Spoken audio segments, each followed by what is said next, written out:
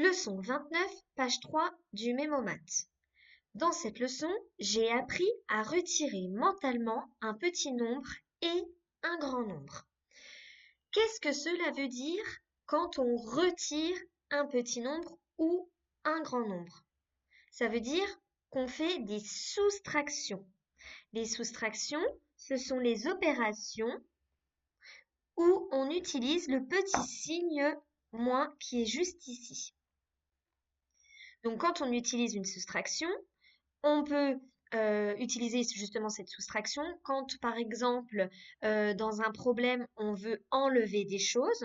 Donc, par exemple, j'ai 5 pommes et j'en ai mangé 2.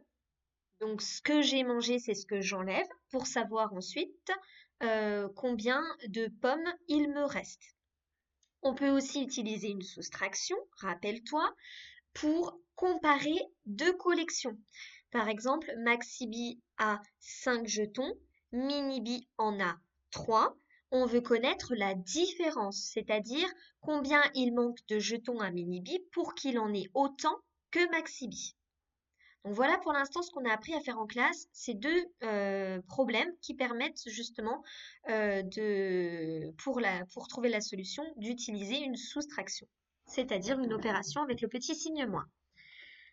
Alors, donc, comme Pigby t'a appris en classe, tu as deux manières pour trouver le résultat d'une soustraction. Première manière ici, donc c'est quand on enlève un petit nombre. Quand on enlève un petit nombre, ici, tu vois, on enlève 3. 3 est un petit nombre par rapport à 12. Et donc, on va retirer en partant de la fin. On barre en partant de la fin. Alors que quand on enlève un grand nombre, ici 9, qui est plutôt proche de 12, donc c'est quand même un grand nombre qui se rapproche. Et donc, on va barrer en partant du début. Donc ça, c'est les deux méthodes qu'on a apprises en classe. Maintenant, à toi, quand on va s'exercer tout à l'heure, de bien te rappeler et de bien utiliser la bonne méthode. J'enlève en partant de la fin ou j'enlève en partant du début. Eh bien, nous allons voir tout de suite si tu as compris. Nous allons faire quelques exemples ensemble et dans un premier temps, je vais te laisser chercher un petit peu tout seul, d'accord? Donc tu mettras pause sur la vidéo pour avoir bien le temps de chercher. Quand tu auras trouvé la réponse, tu pourras remettre lecture pour voir la correction. Si tu es capable de faire sans regarder les jetons sur la vidéo, tu ne regardes pas et tu ne fais qu'écouter. Et tu écris la réponse sur un brouillon ou sur l'ardoise. C'est parti. Alors,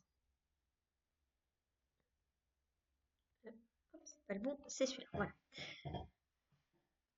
12 moins 4. 12 moins 4. Alors, regarde bien sur la vidéo si tu as besoin du modèle. 12, comme on fait en classe, c'est 10 ici et encore 2. Et je veux enlever 4. Rappelle-toi, est-ce que j'enlève du début ou est-ce que j'enlève de la fin? Je te laisse chercher, je te laisse mettre pause sur la vidéo et quand tu auras le résultat, tu remets lecture. Alors, tu as remis lecture, cela veut donc dire que tu as trouvé le résultat. Nous allons regarder ensemble quel est le résultat. 12, je te rappelle l'opération, 12 moins 4. Alors, on doit, pour répondre à cette soustraction, barrer depuis la fin, car 4 est un petit nombre. D'accord? Je vais donc barrer depuis la fin. Je vais donc déjà enlever les deux jetons isolés et je veux en enlever 4 en tout. Donc, je vais encore en reprendre 2, car 2 et 2, ça fait 4. Et voilà ce qu'il me reste. Qu'est-ce qu'il me reste? Il me reste 5 ici et encore 3. Cela fait donc 8. 12 moins 4 est égal à 8. Bravo si tu as trouvé cette réponse. Prochain exemple.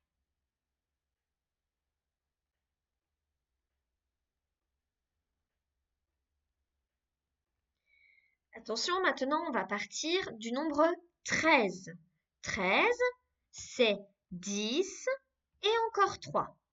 Attention, 13 moins 8. 13 moins 8. Rappelle-toi, je barre du début ou de la fin. Je te laisse chercher, mettre pause et remettre lecture quand tu auras trouvé la réponse. Alors, voyons ensemble ce que tu as trouvé. 13 moins 8. 8 est un grand nombre. Je vais donc barrer du début. Alors moi, tu remarqueras sur la vidéo, je ne barre pas, je cache, hein, comme l'on fait en classe. Alors, je vais enlever 8. Je vais donc déjà, dans un premier temps, enlever 5. Et encore 8, c'est 5 et encore 3. Voilà. Voilà ce qu'il me reste.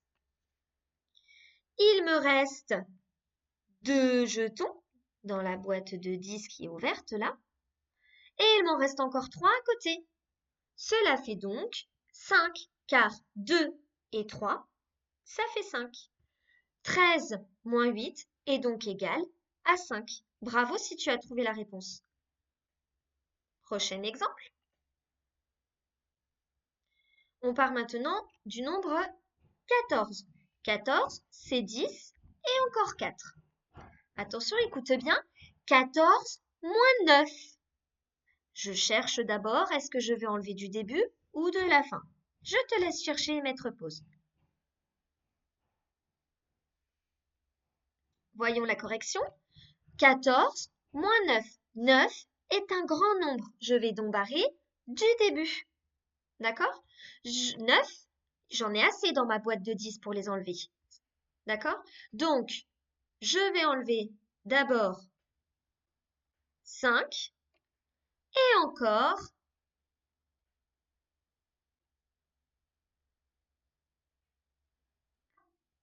et encore 4. J'ai donc caché maintenant 9.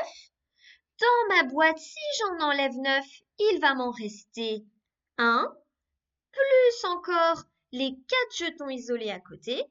14 moins 9 est égal à 5, car 1 et encore 4, cela fait 5. Allez, on fait un dernier exemple. 15 moins 4. 15 moins 4. Je te laisse mettre pause. Allez, voyons la correction. 15 moins 4. 4 est un petit nombre. Je vais donc retirer depuis la fin. Je cache donc 4 jetons. Il me reste mes 10 jetons du début et encore un jeton isolé. Cela me fait donc 11. 15 moins 4 est égal à 11. Bravo si tu as trouvé la réponse. Si tu as besoin de t'entraîner encore un petit peu, tu peux demander à tes parents de m'envoyer un mail pour que je leur envoie les petits cartons que j'utilise ici pour continuer à t'entraîner à la maison. Si tu as besoin, bien entendu, du matériel. Si tu n'as pas besoin de matériel, tu peux demander à tes parents de te proposer d'autres soustractions. Attention, dont le résultat ne doit pas dépasser 20. On n'a pas encore appris les nombres au-dessus de 20 en faisant du calcul mental. Et donc, je te laisse t'entraîner autant que tu le souhaites. Et je te dis à lundi en classe.